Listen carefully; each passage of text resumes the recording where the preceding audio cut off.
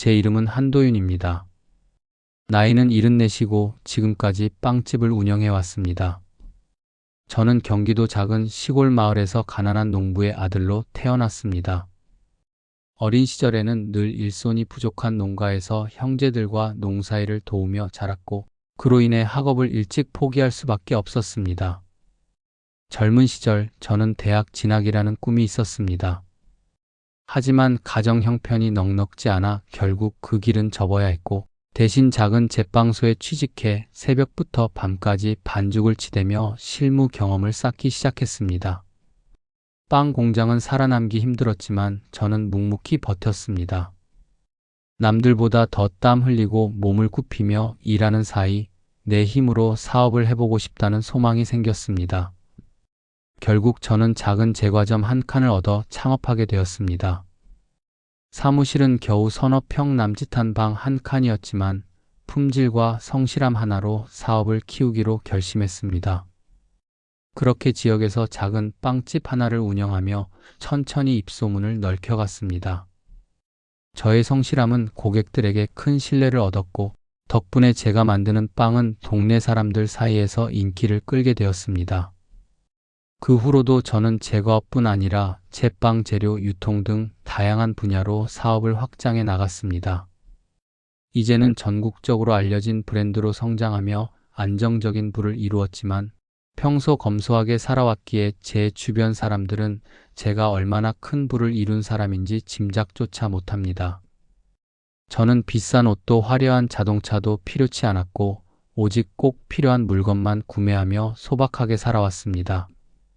하지만 이렇게 물질에 무심하게 된 건 그저 성격에서 비롯된 게 아닙니다. 그 배경엔 제 인생의 가장 큰 시련이 자리하고 있습니다. 바로 아내가 세상을 떠난 날입니다. 아내는 장을 보고 돌아오던 길에 뜻밖의 교통사고를 당했고 그렇게 한순간에 제 곁을 떠났습니다. 사랑하는 사람을 그렇게 갑작스럽게 잃고 나니 제가 쌓아온 부와 성취가 마치 모래성처럼 허무하게 느껴졌습니다. 그날 이후 저는 물질에 얽매이지 않는 삶을 결심했습니다. 인생의 덧없음을 깨닫고 나니 남은 인생 동안 진정으로 가치 있는 것은 무엇일까 끊임없이 고민하게 되었습니다.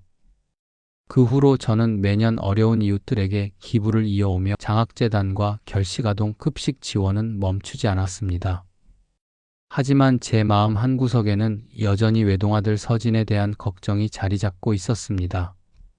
어느새 결혼 정년기를 훌쩍 넘긴 나이인데도 이렇다 할 교제 상대는커녕 친구와 어울려 노는 모습조차 거의 본 적이 없으니 말입니다.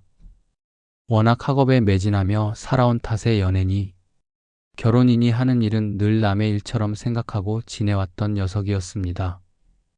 그런 서진이 어느 날 처음으로 누군가를 만난다며 제게 이야기를 꺼냈을 때는 저 역시 적잖이 놀라지 않을 수 없었습니다.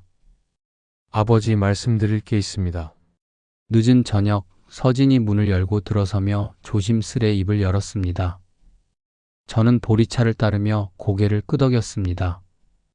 가희와 결혼을 생각하고 있습니다. 윤가희, 35, 대학병원 원무재정 상담 코디네이터였습니다. 병원비 분납 상담과 공공지원 연계를 돕는 일이라고 들었습니다. 아픈 사람들을 매일 만나는 자리였습니다. 저는 찻잔을 천천히 들어올리며 물었습니다. 어떤 사람인가? 질문은 짧았습니다. 서진은 준비해온 듯 또박또박 설명했습니다. 성실하고 책임감이 강합니다. 일도 잘하고요. 병원에서 민원이 가장 적은 창구래요. 환자들 상담할 때도 정확하게 안내한다고 칭찬이 많습니다. 저는 찻잔을 내려놓으며 말했습니다. 직업이 중요한 게 아니야. 아픈 사람을 매일 만나는 사람이라면 말의 체온이 다를 거야. 고통을 곁에서 보는 사람은 말이 달라지지. 저는 미소를 지었습니다. 서진도 안도하듯 웃었습니다. 하지만 제 손끝은 무의식 중에 오래된 화상 흉터를 쓸어내렸습니다. 빵틀을 뒤집다 얻은 상처였습니다. 그 흉터는 늘 말했습니다. 급하면 무언가가 타버린다고. 반죽도 사람도. 서진이 자리에서 일어나며 말했습니다.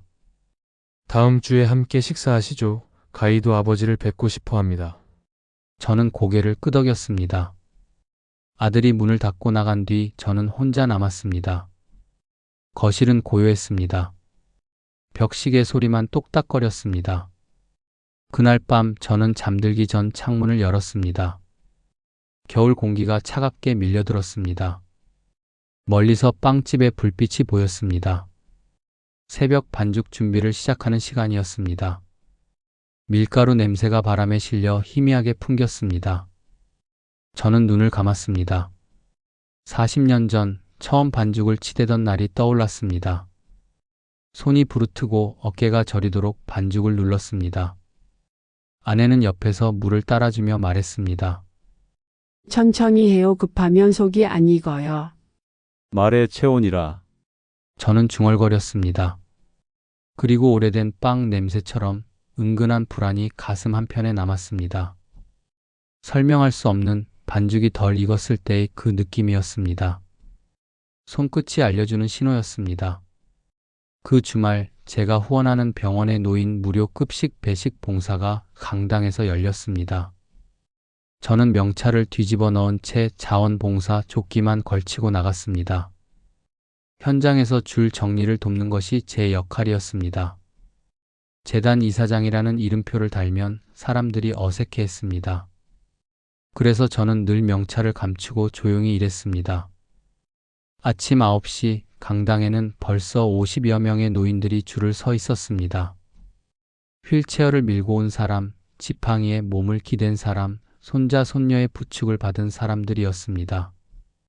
저는 입구에서 번호표를 나눠주며 하나씩 안내했습니다. 그때 낡고 꾀재재한 옷을 입은 노인이 휠체어에 앉아 문서 작성을 어려워하는 모습이 보였습니다. 손이 떨려 펜을 제대로 쥐지 못했습니다. 저는 다가가 물었습니다. 제가 도와드릴까요? 노인의 아내가 고개를 끄덕였습니다. 그녀 역시 핏바랜 외투를 걸치고 있었고 손에 든 비닐봉지는 여러 번 접어 쓴 듯 구겨져 있었습니다. 저는 휠체어를 밀어 접수대로 데려갔습니다. 이 병원에서는 급식 신청도 원무과에서 함께 처리했습니다. 서류 확인과 자격 심사가 필요했기 때문입니다. 접수대에는 젊은 여직원이 앉아 있었습니다. 바쁜 손놀림으로 키보드를 두드리다 말없이 고개만 끄덕였습니다. 명찰에는 윤가희라는 이름이 보였습니다. 순간 아들이 말했던 그 이름이 떠올랐습니다. 설마 같은 사람일까? 저는 잠시 그녀를 바라봤습니다. 어르신, 신분증 없으면 오늘 접수 안 돼요. 다음에 오세요. 말이 빨랐습니다. 노인의 아내가 떨리는 손으로 면사무소 확인서를 내밀며 사정했습니다. 신분증을 집에 두고 왔는데 이것도 되지 않습니까? 면사무소에서 확인받고 왔으십니다. 가인은 숨을 짧게 쉬었습니다. 모니터를 보며 말했습니다. 하. 원칙은 원칙이죠.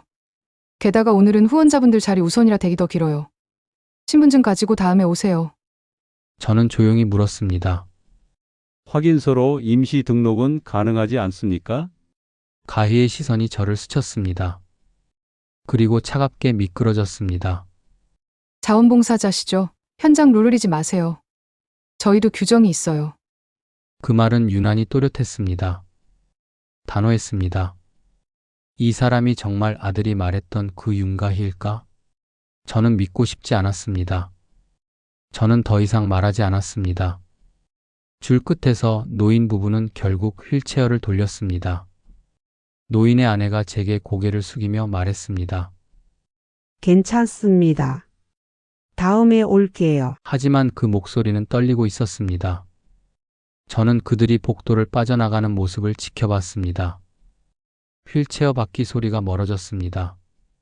제 손끝에 오래된 화상 흉터가 욱신거렸습니다. 빵틀을 뒤집다 얻은 상처였습니다. 그 흉터가 다시 말하고 있었습니다. 급하면 무언가가 탄다고. 저는 복도 끝 의자에 앉았습니다. 가슴이 먹먹하고 답답했습니다. 사람은 급할수록 말이 칼이 된다. 저는 속으로 읊조렸습니다. 창밖으로 노인 부부가 보였습니다. 버스 정류장에서 한참을 기다리고 있었습니다. 휠체어에 앉은 노인의 어깨가 축 처져 있었습니다. 저는 주머니에서 메모지를 꺼냈습니다. 그리고 한 줄 적었습니다. 후원자 우선 배식, 확인 필요. 그날 무료 급식 봉사는 성황리에 끝났습니다. 100여 명의 어르신들이 따뜻한 식사를 하셨습니다. 재단 담당자는 만족스러운 표정이었습니다. 하지만 저는 내내 접수 창구의 그 말 한마디가 귓가에 맴돌았습니다. 자원봉사자시죠? 현장 룰 흐리지 마세요. 그 말은 차가웠습니다. 원칙이라는 이름으로 포장되어 있었지만 그 안에 온기는 없었습니다. 저는 그날 밤 오래도록 잠들지 못했습니다. 며칠 뒤 첫 상견례 날이 왔습니다. 저는 아침부터 집안을 정리했습니다. 제 집은 화려하지 않았습니다. 작은 아파트 거실에는 오래된 가구들이 놓여 있었습니다. 오픈 선반에는 손때 묻은 반죽 책과 낡은 제빵 주걱이 놓여 있었습니다.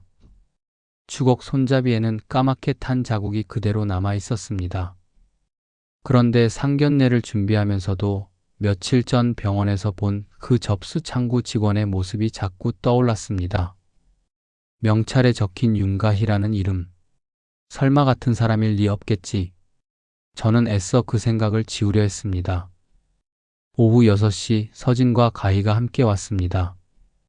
아들은 밝은 표정이었고 그 옆에 선 가희는 조금 긴장한 듯 웃음을 띠고 있었습니다. 문이 열리고 그녀가 들어서는 순간 저는 숨이 멎는 듯 했습니다. 바로 그 사람이었습니다. 병원 접수 창구에서 꾀죄죄한 노인 부부를 차갑게 돌려보냈던 바로 그 윤가희였습니다. 하지만 가희는 저를 보고도 전혀 알아보지 못하는 듯 했습니다. 당연했습니다. 그날 저는 낡은 자원봉사 조끼를 입고 있었고 그녀의 눈에는 그저 방해되는 자원봉사자 정도로만 비쳤을 테니까요. 사람의 얼굴이 아니라 사람의 차림새만 보는 사람이었으니까요. 가희는 환한 미소로 인사했습니다. 처음 뵙겠습니다. 어르신 윤가희입니다. 그 목소리는 병원에서와 전혀 달랐습니다. 부드럽고 공손했습니다. 병원에서 노인 부부에게 던졌던 차갑고 빠른 말투는 어디에도 없었습니다. 저는 조용히 고개를 끄덕였습니다. 그래요, 반갑습니다. 가희는 여전히 제 얼굴을 기억하지 못했습니다. 저는 일부러 표정을 바꾸지 않고 차분하게 그녀를 바라봤습니다. 저는 차를 내오며 자리에 앉았습니다. 가희가 먼저 입을 열었습니다. 회장님 아니 어르신. 제가 병원에서 일하다 보니 원칙에 대해 민감한 편입니다. 원칙. 그 단어가 귓가를 스쳤습니다. 며칠 전에도 똑같이 들었던 그 단어였습니다. 저는 찻잔을 천천히 들어 올렸습니다. 가희가 말을 이었습니다. 병원은 시간이 곧 생명입니다. 규정이 느슨하면 더 많은 환자가 피해를 보죠. 그래서 저는 원칙을 지키려고 합니다. 그녀의 논리는 매끈했습니다. 단단했습니다. 자신감이 넘쳤습니다. 저는 고개를 끄덕이며 들었습니다. 그렇군요. 가희는 안도한 듯 미소를 지었습니다. 그리고 집안을 다시 둘러보며 말했습니다. 그런데 어르신, 이 주걱 참 오래된 것 같네요. 액자로 걸면 좋은 스토리텔링이 될 것 같아요. 빵집 창업자의 유물이라고요. 그녀는 선반 위 주걱을 가리켰습니다. 이어서 식탁을 보며 말했습니다. 식탁도 조금 낡았네요. 새 테이블로 바꾸면 손님 맞이에 좋을 것 같습니다. 제가 인테리어 잘하는 곳 알아요. 서진이 옆에서 흐뭇하게 고개를 끄덕였습니다. 저는 미소를 잃지 않았습니다. 고맙네. 생각해 보겠네. 하지만 저는 속으로 며칠 전 그 장면을 떠올렸습니다. 자원봉사자시죠? 현장 룰 흐리지 마세요. 그리고 후원자분들 자리 우선이라는 말도 함께 그녀는 지금도 제 집안의 물건들을 평가하듯 훑어보고 있었습니다. 병원에서 노인 부부를 바라보던 그 시선 그대로였습니다. 저녁 식사 후 가희와 서진이 돌아갔습니다. 저는 혼자 남아 설거지를 했습니다. 찻잔을 닦으며 저는 계속 생각했습니다. 후원자 우선 배식. 그 말이 마음에 걸렸습니다. 다음 날 아침 저는 병원 사회사업팀에 조용히 전화를 걸었습니다. 담당자는 친절하게 답했습니다. 이사장님, 후원자 우선 배식이요. 저희는 그런 규정이 없습니다. 오히려 거동이 불편하신 분들과 홀로 오신 어르신들을 먼저 안내하도록 되어 있습니다. 전화를 끊은 뒤 저는 책상 앞에 앉았습니다. 메모지를 꺼내 한 줄 적었습니다. 원칙은 누구를 보호했는가? 저는 주걱을 바라봤습니다. 까만 탄 자국이 선명했습니다. 그 자국 하나하나가 제게 말했습니다. 급하면 반죽이 탄다고. 사람도 마찬가지라고. 저는 창밖을 내다봤습니다. 멀리 병원 건물이 보였습니다. 그곳 어딘가에서 오늘도 누군가는 접수 창구 앞에 서 있을 것입니다. 떨리는 손으로 서류를 내밀며 간절히 부탁하고 있을 것입니다. 원칙이라는 이름으로 우리는 무엇을 지키고 있는가? 저는 중얼거렸습니다. 그리고 다시 메모지를 들여다봤습니다. 원칙은 누구를 보호했는가? 그 문장이 제 마음을 계속 두드렸습니다.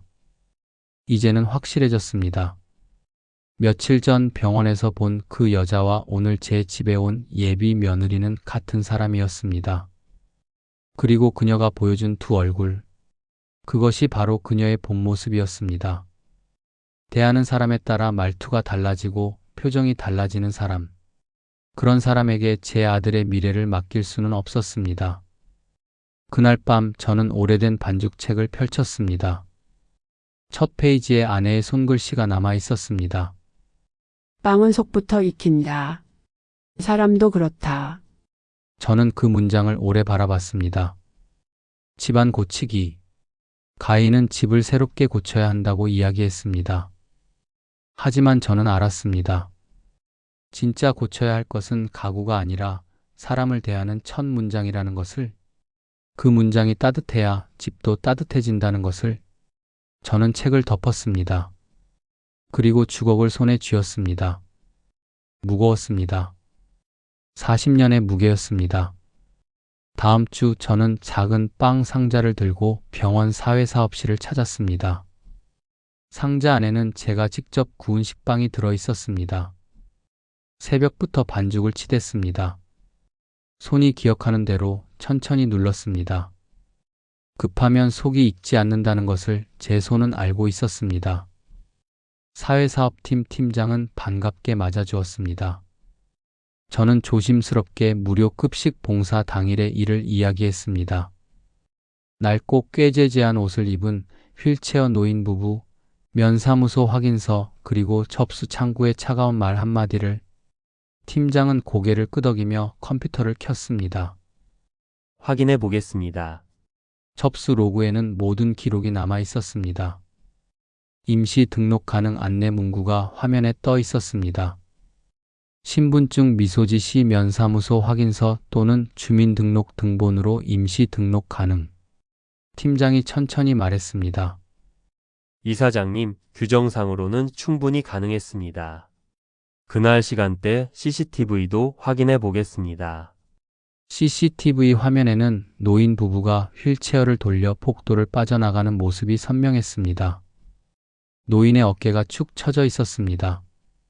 아내는 휠체어를 밀며 고개를 숙이고 있었습니다. 빛바랜 외투 자락이 바닥에 끌렸습니다. 팀장이 한숨을 쉬었습니다. 현장은 늘 촉박합니다. 하지만 그날은 아마도 언어가 먼저 다쳤나 봅니다. 저는 고개를 끄덕였습니다. 언어가 먼저 다쳤다. 그 말이 정확했습니다. 고맙습니다. 이 일은 제가 마무리 짓겠습니다. 저는 병원을 나와 집으로 돌아왔습니다.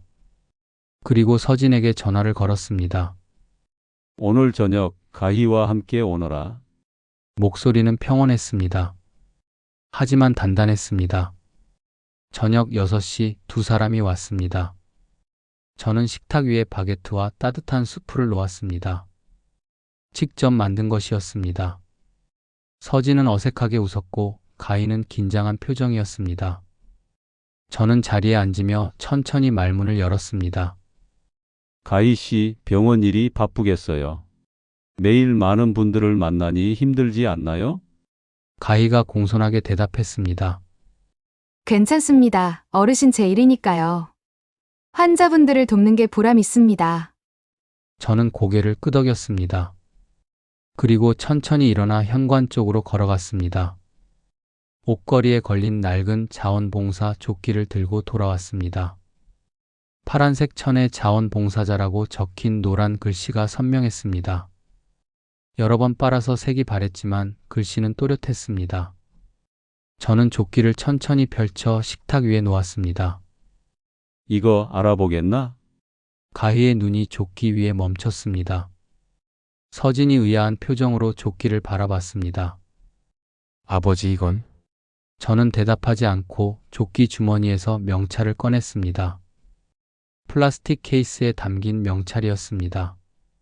한도윤 장학재단 이사장. 저는 명찰을 조끼 옆에 나란히 놓았습니다. 지난 주말 병원에서 노인 무료 급식 봉사가 있었지요. 가희의 얼굴이 조금씩 하얗게 변하기 시작했습니다. 그날 나는 이 조끼를 입고 있었네. 자원봉사자로서 줄 정리를 돕고 있었지. 가희의 손이 떨렸습니다. 입술이 파르르 떨렸습니다. 서진이 놀란 표정으로 물었습니다. 아버지 설마. 저는 계속 말을 이었습니다. 휠체어를 탄 노인 한 분이 계셨어요. 꾀재재한 옷을 입고 손이 떨려 서류도 제대로 쓰지 못하는 분이었지. 신분증은 집에 두고 오셨고 대신 면사무소 확인서를 가져오셨어요. 가희가 고개를 떨구었습니다. 손으로 입을 가렸습니다. 나는 그분을 접수대로 모셨네.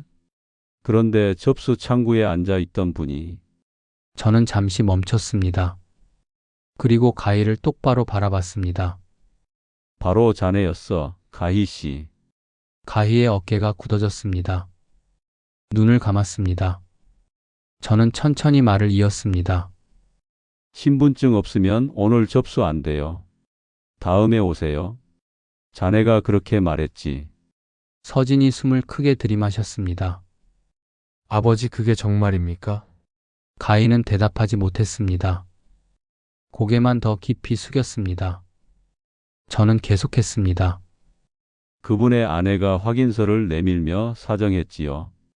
하지만 들리던 대답은 원칙은 원칙이라는 말뿐이었어요. 게다가 후원자분들 자리 우선이라는 말까지 덧붙이더군요.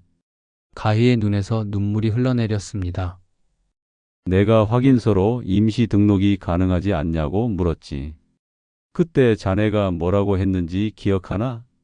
가희는 대답하지 못했습니다.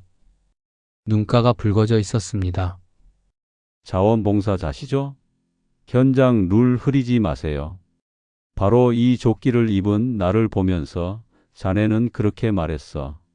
저는 조끼를 천천히 쓸어내렸습니다. 그날 그 노인 부부는 휠체어를 돌려 병원을 나갔어요. 빈손으로. 버스 정류장에서 한참을 기다리는 모습을 봤지요. 노인의 어깨가 축 처져 있었고 아내는 고개를 숙인 채 휠체어를 밀고 있었어요. 가희의 어깨가 가늘게 흔들렸습니다. 죄송합니다. 정말 죄송합니다. 어르신. 목소리가 갈라졌습니다. 서진은 믿을 수 없다는 표정으로 가희를 바라봤습니다.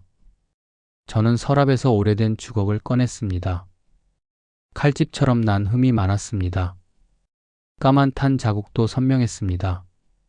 이 주걱을 보게. 자네가 지난번에 액자로 걸면 스토리텔링이 되겠다고 했던 바로 그 주걱이야. 저는 주걱을 천천히 쓸어내렸습니다. 이 흉터 하나하나가 내게 가르쳐줬네. 급하면 반죽이 탄다고. 천천히 정성껏 눌러야 속까지 익는다고. 가희가 눈물을 닦으며 고개를 들었습니다. 사람도 마찬가지야. 겉모습만 보고 급하게 판단하면 그 사람의 속은 보이지 않지. 자네는 그날 그 노인의 무엇을 봤나? 꾀재재한 옷? 떨리는 손? 신분증이 없다는 사실? 저는 잠시 말을 멈췄습니다. 그분이 얼마나 용기를 내어 그곳에 오셨을지, 며칠을 굶고 오셨을지도 모르는데, 자네는 다음에 오세요 라고 했어. 가희가 떨리는 목소리로 말했습니다. 압박이 심했습니다. 실적과 민원이 겹쳐서. 그렇지만 변명의 여지가 없습니다. 제가 잘못했습니다. 저는 고개를 저었습니다. 압박이 심하면 사람을 함부로 대해도 되는 건가? 침묵이 흘렀습니다. 저는 천천히 말을 이었습니다. 원칙이 환자를 지키면 원칙이고 서열을 지키면 장벽이지. 자네의 원칙은 그날 누구를 지켰나? 가희는 대답하지 못했습니다.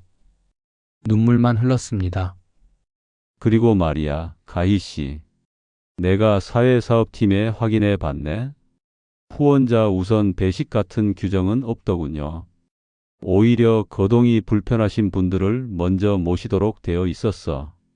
서진이 주먹을 쥐었습니다. 가희 씨, 그게 정말 사실입니까? 가희가 고개를 숙였습니다. 죄송합니다. 그날 제가 너무 바빠서 빨리 처리하고 싶어서. 저는 조끼를 테이블 위에 놓았습니다. 자네는 이 조끼를 입은 나를 보고도 사람으로 보지 않았지, 그저 방해되는 자원봉사자 정도로만 봤어. 자네 눈에는 사람의 얼굴이 아니라 사람의 차림새만 보이니까. 가희가 두 손으로 얼굴을 가렸습니다. 저는 따뜻한 수프를 그녀 앞으로 밀었습니다. 하지만 말이야, 가희 씨. 나는 자네가 나쁜 사람이라고 생각하지 않아. 가희가 고개를 들었습니다. 눈물 자국이 선명했습니다. 다만 자네는 아직 배우지 못한 거야. 사람을 대하는 법을, 말의 온도를. 저는 주걱을 다시 들어 올렸습니다. 이 흉터가 많아질수록 나는 반죽을 더 천천히 눌렀네. 다시 기회를 달라고 했지? 좋아. 기회를 주겠네. 가희가 눈을 크게 떴습니다. 하지만 조건이 있어. 접수 창구의 문장부터 고치게. 안 됩니다. 대신 이렇게 해보겠습니다로. 말의 온도를 바꾸게. 가희가 떨리는 목소리로 말했습니다. 감사합니다. 어르신 꼭꼭 바꾸겠습니다. 서진은 혼란스러운 눈빛으로 저를 바라봤습니다. 아버지 정말 괜찮으십니까? 저는 아들의 어깨에 손을 올렸습니다. 사람은 고쳐지는 거야, 아들아. 반죽처럼 천천히 정성껏 눌러주면 말이야. 그날 밤 세 사람은 말없이 수프를 마셨습니다. 가희는 한 숟가락 한 숟가락 천천히 떠먹었습니다. 저는 그녀의 눈빛을 관찰했습니다. 눈물은 흘렸지만 그 눈 속에는 여전히 당혹스러움과 억울함이 섞여 있었습니다. 들켰다는 수치심이지 진짜 반성은 아니었습니다. 말은 쉽지. 하지만 행동이 증명해야 해. 저는 속으로 중얼거렸습니다. 창밖으로 겨울 공기가 차갑게 밀려들었습니다. 집안은 따뜻했지만 제 마음 한구석은 여전히 무거웠습니다. 식탁 위에 놓인 파란 자원봉사 조끼가 형광등 빛 아래 놓여 있었습니다. 그 조끼는 말하고 있었습니다. 사람을 어떻게 대해야 하는지를. 반죽은 천천히 익는 법입니다. 사람도 그렇습니다. 하지만 정말 익는지 아니면 그저 겁만 탄 것인지는 시간이 말해줄 것입니다. 2주가 흘렀습니다. 저는 다시 그 낡은 자원봉사 조끼를 꺼냈습니다. 파란색 천에 자원봉사자라고 적힌 노란 글씨. 여러 번 빨아서 색이 바랬지만 그 의미는 여전히 선명했습니다. 그날 아침 저는 조용히 병원으로 향했습니다. 가희가 정말 변했는지 아니면 그저 들킬까봐 두려워서 연기하는 건지 확인하고 싶었습니다. 말은 쉽지만 행동이 증명해야 한다고 생각했습니다. 병원 강당에는 또다시 노인 무료 급식 봉사가 열리고 있었습니다. 저는 조끼를 입고 조용히 줄 정리를 도왔습니다. 멀리서 접수 창구가 보였습니다. 가희가 앉아 있었습니다. 한 노인이 다가갔습니다. 구부정한 등 낡은 옷, 떨리는 손. 가희는 고개를 들어 노인을 바라봤습니다. 저는 숨을 죽이고 지켜봤습니다. 어르신, 어디 불편하세요? 제가 도와드릴게요. 목소리가 달랐습니다. 부드러웠습니다. 가희는 자리에서 일어나 노인의 손을 잡고 천천히 안내했습니다. 서류 작성을 직접 도와주고 의자까지 끌어다 앉혔습니다. 저는 조금 안도했습니다. 하지만 그것만으로는 부족했습니다. 점심시간이 되었습니다. 저는 복도 모퉁이에서 가희와 동료 직원의 대화를 우연히 듣게 되었습니다. 가희야, 요즘 왜 이렇게 칼같이 퇴근 안 해? 매일 야근하잖아. 그냥. 혹시 회장님 아버지 때문에 또 오실까봐? 가희가 잠시 침묵했습니다. 그리고 작게 대답했습니다. 무서워 죽겠어. 그 순간 제 가슴이 철렁 내려앉았습니다. 역시 그랬습니다. 들킬까봐 두려워서 연기하는 것뿐이었습니다. 진심이 아니었습니다. 저는 그날 밤 서진에게 전화를 걸었습니다. 오늘 저녁 가희와 함께 오너라. 저녁 6시 두 사람이 왔습니다. 가희는 밝은 표정이었지만 저는 표정을 바꾸지 않았습니다. 앉게. 제 목소리는 차갑게 가라앉아 있었습니다. 서진이 눈치를 챘는지 긴장한 표정을 지었습니다. 저는 천천히 입을 열었습니다. 오늘 병원에 다녀왔네. 가희의 얼굴이 굳었습니다. 자원봉사 조끼를 입고 말이야. 가희 씨가 어떻게 일하는지 보고 싶었거든. 가희가 떨리는 목소리로 물었습니다. 그럼 보셨습니까? 그래. 봤지. 친절하게 노인들을 대하더군. 가희가 안도하는 표정을 지었습니다. 하지만 저는 말을 이었습니다. 그런데 점심시간에 자네 동료와 나누는 대화도 들었네. 가희의 얼굴이 하얗게 변했습니다. 회장님 아버지 또 오실까봐 무서워 죽겠어. 자네가 한 말이지?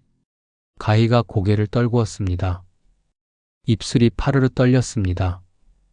진심이 아니면 차라리 하지 마라. 저는 자리에서 일어났습니다. 자네는 변하지 않았어. 그저 들킬까봐 두려워서 연기하고 있었던 거야. 나는 그런 사람에게 내 아들을 맡길 수 없네. 서진이 입술을 깨물었습니다. 한참을 망설이다 조용히 입을 열었습니다. 아버지, 서진이 주머니에서 핸드폰을 꺼냈습니다. 사실 저도 알고 있었습니다. 저는 서진을 바라봤습니다. 서진이 핸드폰 화면을 보여주었습니다. 화면에는 사진들이 있었습니다. 밤 11시 텅 빈 병원 접수 창구. 가희가 혼자 앉아 손글씨로 무언가를 쓰고 있는 사진이었습니다. 가희 씨 동료분들이 보내주신 겁니다. 제가 가끔 가희 점심 도시락 갖다 드리면서 친해졌거든요. 다음 사진은 가희가 오래된 접수 기록을 뒤지고 있는 모습. 전화기를 귀에 대고 통화하는 모습. 고개를 숙이고 사과하는 듯한 표정이었습니다. 서진이 설명했습니다. 동료분들 말씀이 가희 씨가 2주 동안 매일 이렇게 남아서 일했대요. 손글씨로 안내문 만들고 그날 거절했던 어르신들 명단 찾아서 일일이 전화드렸다고요. 화면을 넘기자 또 다른 사진이 나왔습니다. 접수 창구벽에 붙은 손글씨 안내문이었습니다. 신분증이 없으신 분도 괜찮습니다. 확인서나 등본으로 접수 가능합니다. 언제든지 문의해 주세요. 서진이 저를 바라봤습니다. 동료분들이 그러시더군요. 가희 씨가 얼마나 진심으로 변하려고 노력하는지 알려드리고 싶다고. 가희가 고개를 들었습니다. 눈에는 눈물이 가득했습니다. 제가 무서웠던 건 회장님이 아니에요. 목소리가 떨렸습니다. 제 자신이 부끄러웠어요. 제가 저지른 일이 정말 고칠 수 있을지, 저 같은 사람도 변할 수 있을지. 가희가 두 손으로 얼굴을 가렸습니다. 매일 밤 그 어르신 생각이 났어요. 휠체어를 돌려 나가시던 그 모습이, 제 말 한마디에 상처받으신 그분들이. 어깨가 가늘게 떨렸습니다. 저는 정말 바꾸고 싶었어요. 그래서 매일 남아서 제가 할 수 있는 걸 했어요. 하지만 그게 충분한지, 진짜 변한 건지 자신이 없었어요. 저는 천천히 가희에게 다가갔습니다. 그리고 어깨에 손을 올렸습니다. 고맙네 진심을 보여줘서. 가희가 고개를 들었습니다. 눈물 범벅이 된 얼굴이었습니다. 죄송합니다. 어르신 정말 죄송합니다. 저는 따뜻한 수프를 그녀 앞으로 밀었습니다. 사람은 변할 수 있네. 천천히, 정성껏. 자네가 그걸 증명했어. 일주일 뒤 저는 그 휠체어 노인 부부를 집으로 초대했습니다. 식탁에는 따뜻한 음식이 차려져 있었습니다. 서진과 가희도 함께 자리했습니다. 가희는 떨리는 손으로 노인 부부에게 차를 따라드렸습니다. 어르신 그날 정말 죄송했습니다. 목소리가 떨렸습니다. 노인은 가희의 손을 잡았습니다. 괜찮아요. 젊은이. 나도 젊었을 때. 노인이 잠시 멈췄습니다. 그리고 조용히 말을 이었습니다. 나도 옛날엔 병원에서 일했어요. 가희가 고개를 들었습니다. 외과 의사였죠. 40년 동안. 순간 가희의 얼굴이 굳었습니다. 서진도 놀란 표정을 지었습니다. 저는 조용히 말을 이었습니다. 이분은 이 지역에서 전설의 외과 의사셨네. 병원 설립자 중 한 분이시지. 수천 명의 생명을 살리신 분이야. 가희의 입술이 떨렸습니다. 자신이 그날 무시했던 꾀죄죄한 노인이 그런 분이었다는 사실에 충격을 받은 듯 했습니다. 노인이 천천히 말했습니다. 은퇴 후 아내가 아프기 시작했어요. 병원비가 많이 들었죠. 저축은 빠르게 바닥났고, 거기다 제게도 치매가 왔습니다. 하루하루가 힘들었어요. 노인의 아내가 남편이 손을 꼭 잡았습니다. 하지만 괜찮아요. 우리는 함께니까요. 노인이 가희의 손을 다시 잡았습니다. 젊은이, 늦지 않았어요. 나도 젊었을 때 환자들의 겉모습만 보던 때가 있었거든요.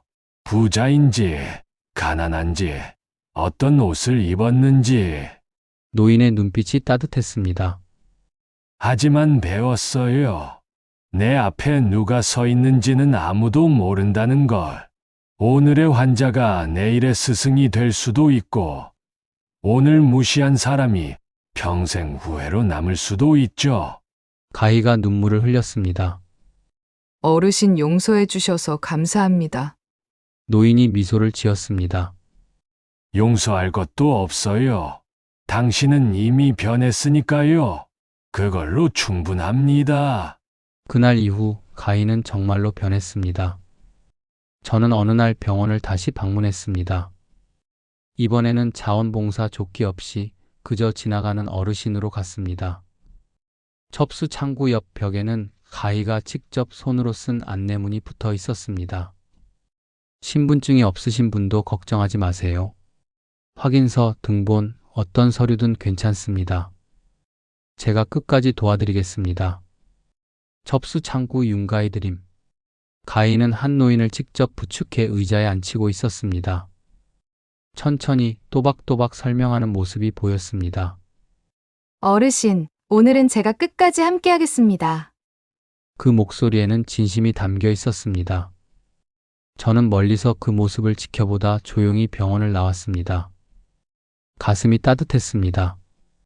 그해 겨울 세 사람은 결혼 날짜를 서두르지 않기로 했습니다. 천천히 가려고 합니다. 아버지 말씀처럼 급하면 속이 익지 않으니까요. 서진의 말에 저는 고개를 끄덕였습니다. 가희가 말했습니다. 어르신, 저는 앞으로도 접수 창구의 문장을 계속 고쳐나가겠습니다. 말의 온도를 올리겠습니다. 저는 그녀의 손을 잡았습니다. 잘하고 있네. 이미 잘하고 있어. 저는 오래된 주걱을 닦아 유리액자에 넣었습니다. 그리고 현관에 걸었습니다. 아래에 짧은 문구를 붙였습니다. 빵은 속이 먼저 익는다. 사람도 그렇다. 밤이 깊어지자 집안에 구운 식빵 냄새가 퍼졌습니다. 저는 창문을 열고 겨울 공기를 들이마셨습니다. 차가운 공기가 폐 속으로 들어왔습니다. 부는 재산이 아니었습니다.